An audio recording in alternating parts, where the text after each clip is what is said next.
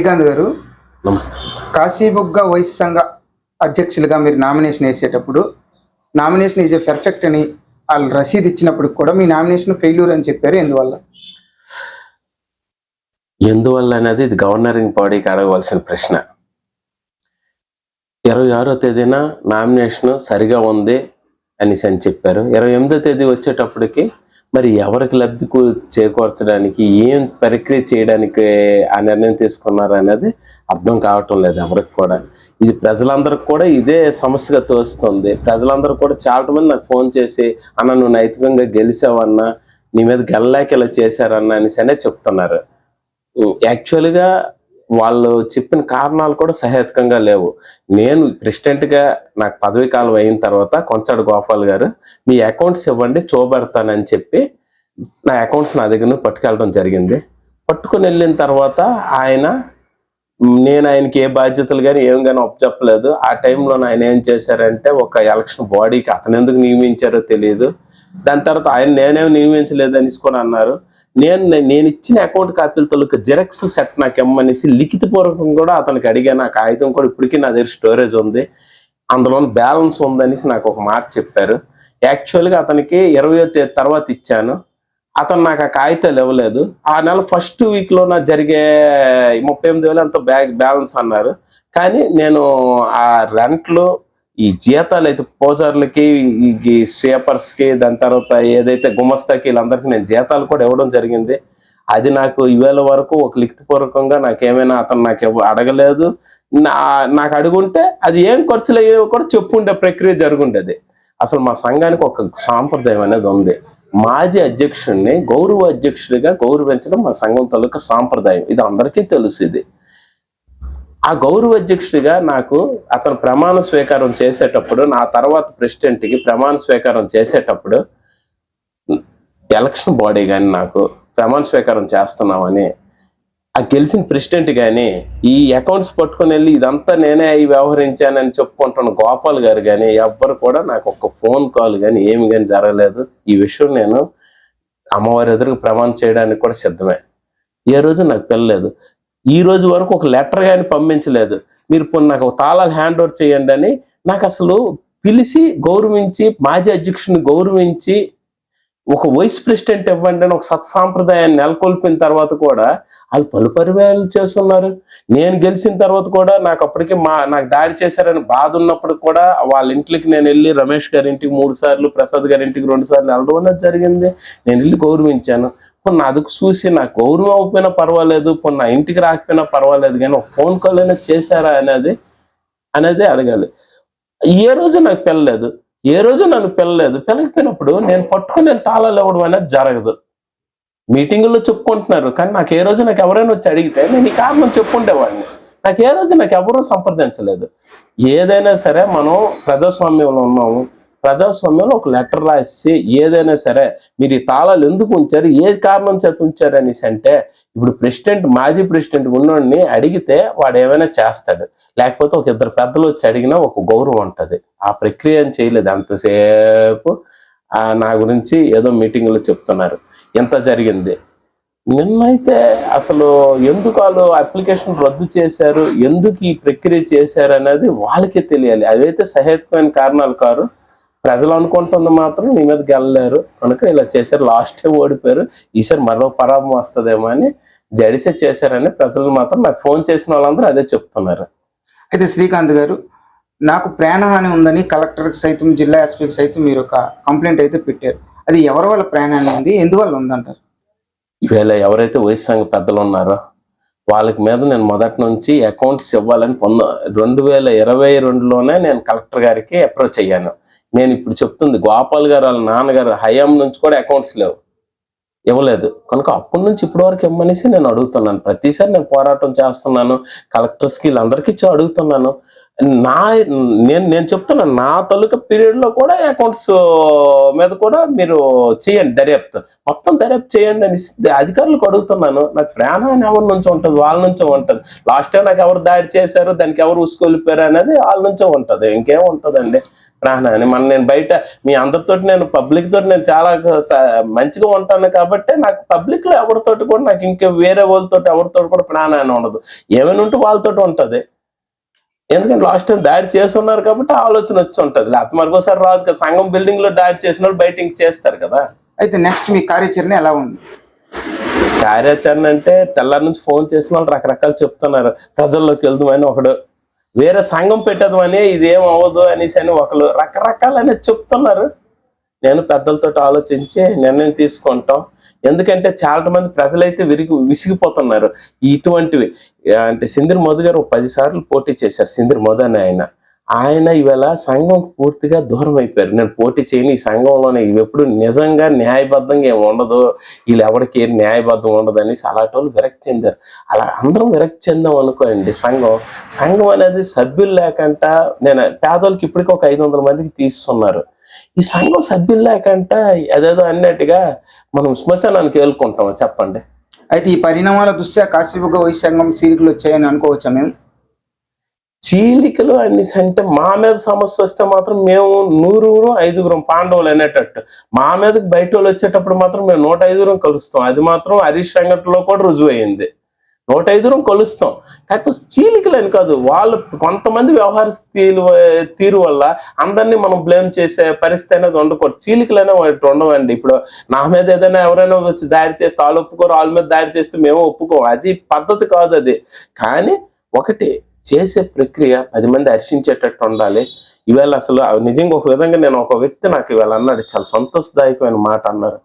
ఏమన్నారంటే, నిజంగా నీ మీద గెలుచుంటే, ఒకసారి వాళ్ళు ఓడిపోయారు కాబట్టి అంత పెద్ద చరిత్ర ఉన్న వాళ్ళు నీ మీద గెలుచుంటే బాగుండేది, లాస్ట్ టైం ఓడిపోయారు కదా, ఈసారి మళ్ళీ గెలుచున్నా సరే అది 0 చెల్లేదు అయ్యింది అన్నట్టుగా అతను అన్నాడు. అయితే ఇప్పుడే మీరు మీడియా ముందు మాట్లాడుతూ మరో సంఘం పెట్టడానికి సిద్ధం అవుతున్నారు అని చెప్పారు కదా, అది ఏమైనా మేము పరిగణలోకి తీసుకోవచ్చా? అది అందరం కూడా ఆలోచన చేద్దాం, అందరితో కూర్చుందాం. ప్రజల్లో అయితే చాలా తీవ్ర వ్యతిరేకత ఉందండి. ఈ టైంలో ఎలక్షన్ పెడితే అంటే చెప్పనే ఎందుకు కానీ చెప్పొచ్చు కదా. ఇది మీ జరుగుతున్న పరిణామాలు మీకే అర్థమవుతున్నాయి కదా.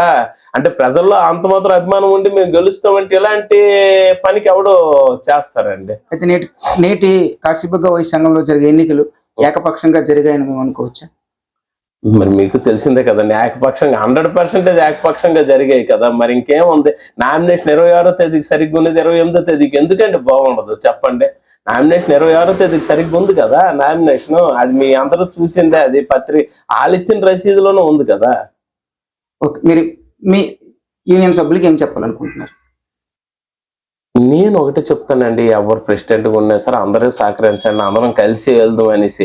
నాకు లాస్ట్ టైం పిలుచుంటే అసలు ఆయన పెద్ద ఆయన పిలిచి కూర్చోబెట్టి ఆయన అసలు నేను ప్రెసిడెంట్ అయిన తర్వాత నేను వాళ్ళ ఇంటికి వెళ్ళానండి. అన్ని మర్చిపోయి నాకు మీద దాడి చేసిన బాధను కూడా దిగమింకొని వెళ్ళి మనం కలిసి చేద్దాం అన్నాను. అదే ప్రక్రియ వాళ్ళు కూడా వయసులో పెద్దలు అదే ప్రక్రియ చేస్తుంటే ఇవాళ ఎంత రచ్చ అయిపోయినా వాళ్ళ ఫ్యామిలీలు రోడ్డు ఎక్కవలసిన అవసరం, నేను రోడ్డు ఎక్కవలసిన అవసరం ఉండదు కదా. అంటే ఒక మెచ్యూర్డ్గా ఆలోచించవలసిన పరిస్థితిని వాళ్ళు ఎందుకు కోల్పోతున్నారో అర్థం కాదు. ఇప్పుడు నా మీద ఏదో ఆరోపణ 38,000, నాకు ఎవడో అడుగుతాడు 38,000 నువ్వు తీసుకున్నావు అంటే నేను జీతాలు ఇచ్చానని చెప్తాను. అది అంటే అది సిల్లీకి వచ్చాను సార్, అది జీతాలు ఇచ్చాను కాబట్టి నాకు తెలుసు. ఆ విషయం వాళ్ళకి తెలుసు, గోపాల్ గారికి తెలుసు, అందరికీ తెలుసు, ఆ గవర్నరింగ్ బాడీకి కూడా. అసలు నేను ఎందుకు తాళాలు ఇవ్వలేదు, నాకు ఎవరు పిలిస్తే కదా తాళాలు ఇస్తాను. నేను మాజీ అధ్యక్షుడు ఓన్ కృష్ణారావు గారి దగ్గర నుంచి అకౌంట్స్ తీసుకునేటప్పుడు ఆయన పేపర్స్ మీద రాయించి నాతో సంతకాలు తీసుకొని ఇచ్చారండి నాకు. ఈవేళ నేను ఇచ్చేటప్పుడు కూడా మళ్ళీ అటువంటి ప్రక్రియ ఆశిస్తాను కదా. ఆభరణాలు ఇచ్చినప్పుడు కూడా నాకు రాసి ఇచ్చారు. దాని తర్వాత ఆభరణాలు ఇటు అకౌంట్స్ ఏవేవి ఇచ్చారో అవన్నిటి కూడా నేను ఒక పేపర్స్ మీద రాసి తీసుకున్నాను ఆయన దగ్గర నుంచి. ఆయనకి నేను ఇవన్నీ రిసీవ్డ్ అని రాసి తీసుకున్నాను. నిజంగా నేను ఇవ్వలేదు అంటున్నారు. నేను ఒక ప్రశ్న వేస్తాను, ఒక్కసారి దానికి ఎవరికైనా సమాధానం చెప్పండి. మీ మీడియా మిత్రులు కానీ అటు గవర్నరింగ్ బాడీ అంటున్న వాళ్ళు కానీ నిజంగా నేను ఇవ్వకపోతే, నేను హ్యాండ్ ఓవర్ చెయ్యకపోతే, ఒక అధికారి హ్యాండ్ ఓవర్ చేయకపోతే ఇంకొక అధికారికి చేసే అర్హత ఉంటుందా లేదు చెప్పండి. చార్జ్ హ్యాండ్ ఓవర్ అంటారు. అది చార్జ్ హ్యాండ్ ఓవర్ నేను చేయలేదని 10 సార్లు చెప్తున్నారు. సంతోషం. చార్జ్ హ్యాండ్ ఓవర్ చేయకుండా మీరు ఎలా మరి ప్రెసిడెంట్గా రూలింగ్ 2 years చేశారు. చార్జ్ హ్యాండ్ ఓవర్ చేయకుండా చేయడం కూడా నేరమే కదా. ఎందుకు మీరు అవేళ మరి బలవంతంగా తీసుకున్నారు తాళాలని? ఛార్జ్ హ్యాండ్ ఓవర్ చేయకపోయినప్పుడు ఇప్పుడు చాలా అధికారులు ఒకరు ఉంటారు, ఇంకొకరు వస్తారు, వాళ్ళు కోర్టుకి వెళ్తారు, ఇటువంటి ప్రక్రియ జరుగుతుంది కదా. ఛార్జ్ హ్యాండ్ ఓవర్ చేయకుండా మీరు ఎలాగ అందుకున్నారు అసలు? ఇది ఒక్కటి ఆలోచించి చెప్పండి. ప్రశ్నకి సమాధానం. గవర్నరింగ్ బాడీ ఛార్జ్ హ్యాండ్ ఓవర్ చేయకపోయినప్పుడు ఆభరణాలు ఇవ్వలేదు అని ఏదో చెప్తున్నారు. ఆభరణాలు ఇవ్వలేదో, తాళాలు ఇవ్వలేదో మీరు అడిగారా? ఒకటో ప్రశ్న. ఛార్జ్ నేను ఇవ్వకండి మీరు ఎలాగ అసలు పరిపాలన చేశారు? రెండో ప్రశ్న. ఇవన్నిటికీ ఎవరు సమాధానం చెప్తారు? తెలుసు అసలు మీకేమైనా రాజ్యాంగం? అర్థం చేసుకోండి. ఇప్పుడు జరిగింది ఇంకా కొంపైపోవడం కంట ఎప్పటికైనా సరే అందరినీ, మధు గారు బాధపడినా, నేను బాధపడినా అందరం ఒకేలా చూడాలి. అసలు మీకు చెప్తే రమస్ క్లియరెన్స్ సర్టిఫికేట్ చెప్తే ఎంతో బాధాకరం. లాస్ట్ టైమే చెప్పాను, అది అసలు ఎవరో చూడలేదు. సంతకం ఎంటీ పేపర్స్ మీద సంతకం పెట్టి ఇచ్చారట. నేను వెళ్ళే బాడీ నెంబర్స్ కూడా ఒకటి చెప్తాను, మీరు రాసింది మీకు నచ్చితేనే రాసి సంతకం పెట్టండి, చదవండి. చదివేసి ఎంటీ పేపర్స్ మీద సంతకాలు పెట్టకండి. మన ఆస్తులకి ఎంటీ పేపర్స్ మీద సంతకాలు పెడుతున్నావా చెప్పండి. నేను బాడీ నెంబర్స్ కూడా అదే చెప్తున్నాను. ముందు అటెండెన్స్ అని తీసుకుంటున్నారు, దాంతో ఏదో రాస్తున్నారు. మొన్న నాకు కూడా తీసిమని ఏదో రూల్ పెట్టా, 30 మంది కూడా నాకు చెప్పింది, అందులో 25 మంది చెప్పారు. అది ఏటి రాశారు, దాంతో రాసుకున్నారా అన్న, నీకు అలా ఎందుకు నేను చెప్తాను అని అంటున్నారు. ఏం ప్రక్రియ అండి ఇది? ఇలాంటి గెలుపా? నేను గెలిచినప్పుడు కాశీబోగ్ హై స్కూల్ గ్రౌండ్లో చాలా భారీ ఎత్తున చేసుకున్నాను. అందరి మధ్యన ప్రజలు, నాయకులు, రాజకీయ నాయకులు, ఆల్ పార్టీస్ నాయకులు వచ్చారు. ఇటు తెలుగుదేశం నుంచి గాలికృష్ణ గారు, బాబురావు గారు, అటు మినిస్టర్ గారు అందరూ వచ్చారు. అందరూ కలిపి చాలా గ్రాండ్ గా చేసుకున్నాం. మీరు నిజంగా నా మీద గెలిచి వాళ్ళు ఆ స్థాయిలో చేసుకుంటారు అనేసి అనుకున్నాను. ఒకరు గెలుచుంటే లేకపోతే మీ మీద నేను గెలుచున్న ఆ స్థాయిలో చేసుకుండేవాడిని. అర్థమైంది కదా? అందరం కలిసికట్టుగా. అసలు కొద్ది రోజుల ముందు వరకు ఎలక్షన్స్ జరిగేవి కానీ చేతులు ఎత్తేసేవాళ్ళం. చాలా సంతోషంగా, చాలా ఆ రూమ్ లో ఎంతమంది వచ్చారు అందరు చేతులు ఎత్తేస్తే అందరు చేతులు ఎత్తిన వాళ్ళు వాళ్ళు ప్రెసిడెంట్ ఇచ్చేవాళ్ళం. ఇవాళ పలాసాలు ఎంత చక్కగా చేసుకుంటున్నారు, మిగతా సంఘాలు ఎందుకు చేసుకుంటున్నారు? మీరెందుకు ఇంత కుతంత్రాలు అవసరమా ప్రెసిడెంట్ కోసం? నిజంగా మీరు చక్కగా చేస్తాను, ఏ తప్పు చేయనంటే నేను కాశీబోగ్ వైస్ సంఘం ప్రెసిడెంట్గా పోటీ చేయడం మానేస్తాను. నాకు అసలు అవసరం లేదు. చెప్తే అర్థమవుతుందా మీకు? నాకు అసలు అవసరం లేదు. మీరు నిజాయితీకి చేస్తానంటే, తప్పులు లేకుండా చేస్తానంటే, తప్పులతో ఎలా చేస్తారు? ప్రతి ఒక్కడు బాధపడుతున్నాడు. మొదలెట్టాడు ఇవాళ పూర్తి సంఘంకి రావడం మానేశాడు. డొనేషన్ ఇచ్చేవాడు, ఈ సంఘం అంటే ఇష్టం ఉంది, గెలాలన్న తాపత్రయం ఉంది, భవన్మూర్తులు ఎట్టాడు రావడం మానేశారు. చాలా మంది మీకు మాజీ ప్రెసిడెంట్లు ఎవరు వస్తున్నారు చెప్పండి? ఎందుకు రావటం లేదు? మేము ఒకసారి చేసాం, మాకు మాత్రం అభిమానం ఉన్నదా? నేనైతే మీకు చెప్తా అబద్ధం, వెస్పస్వరం క్లోజ్ చేసి సంఘం చేశాను తెలుసా మీకు? మీరు సంఘంకి వచ్చిన తర్వాత వ్యాపారం స్టార్ట్ చేశారేమో అనుకుంటున్నారేమో. నేను వచ్చేటప్పుడు వెస్పస్వరం ఉండేది, అది క్లోజ్ చేసి సంఘంలోనే వచ్చాను. ఎంత అభిమానం లేకపోతే వస్తామండి, ఎంత దాని మీద ఫ్యాషన్ లేకపోతే వస్తాం చెప్పండి? ఎంత ఫ్యాషన్ ఉండేవాళ్ళం, ఇవాళ సంఘం దూరం అవుతున్నామంటే దూరంగా ఉంటున్నామంటే ఏంటి? అసలు సంఘం ఎటు వెళ్తుందండి? అర్థం చేసుకోండి. ఇప్పటికైనా మారండి.